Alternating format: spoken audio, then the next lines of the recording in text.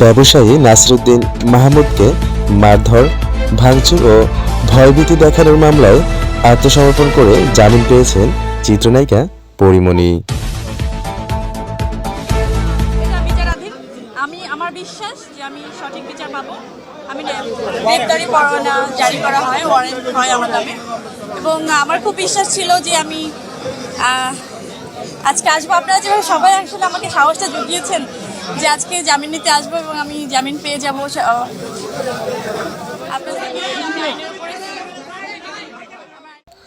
আজ ঢাকার senior judicial magistrate Mohammad জুনায়েদের আদালত ১,০০০ টাকা মুচলেকায় তার জামিন মঞ্জুর করেন। জামিন পেয়ে নিজের প্রতিক্রিয়ায় তিনি বলেন, এটা মিথ্যা মামলা। জামিন পাওয়ার পর পরীমণি ন্যায় ফেসবুকে একটি পোস্ট শেয়ার করেছেন, যেখানে তিনি আলহামদুলিল্লাহ লিখে নিজের আনন্দের অনুভূতি প্রকাশ করেছেন। এদিন সকাল ১০টায় তিনি আদালতে এসে আত্মসমর্পণ করেন। পরে তার আইনজীবী নীলাঞ্জনা রিফাত সুরভী তার জামিন চেয়ে আবেদন করেন। শুনানি শেষে আদালত ১,০০০ টাকা মুচলেকায় তার জামিন মঞ্জুর করেন।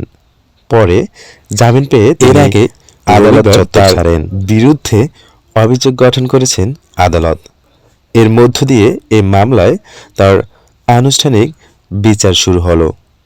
এছাড়া আদালতে উপস্থিত না হওয়ায় তার বিরুদ্ধে গ্রেপ্তারি পরোয়ানা জারি করা হয়। জানা গেছে, গতকাল অভিযোগ গঠন শুনানির জন্য ধার্য ছিল, তবে অসুস্থ থাকায় পরীমণি আদালতে এজন্য হাজির হননি। আইনজীবী সময় চেয়ে আবেদন করেন। অন্যদিকে বাদীপক্ষ অভিযোগ গঠন শুনানির পক্ষে আবেদন করেন। আদালতে সময়ের আবেদন নাকচ করে অভিযোগ গঠন করেন। আগামী ২০ মার্চ